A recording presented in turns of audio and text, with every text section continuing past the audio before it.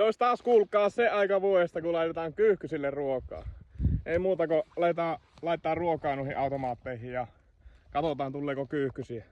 Meillähän on täällä selvästi pikku problemos.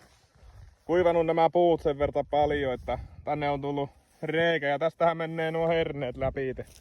Tällä jos ajatellaan, että hernettä laitetaan, niin eihän ne pysyy siinä, nehän menee läpi.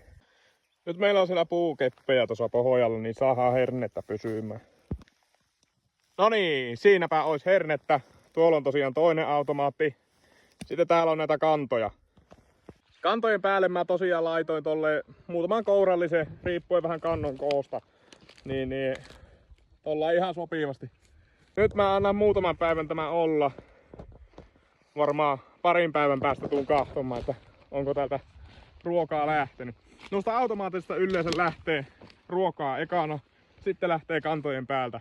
Varmaan kun nämä automaatit on irti maasta, niin lintu kokee turvallisemmaksi syyä, koska se on tolleen niin kuin yli metrin maasta. Kannot on sitten tuolla alhaalla ja täällä on jonkun verran kasvustoa ja tuolta voidaan nähdä, niin siellä lentää lintu. Kyyhkynen.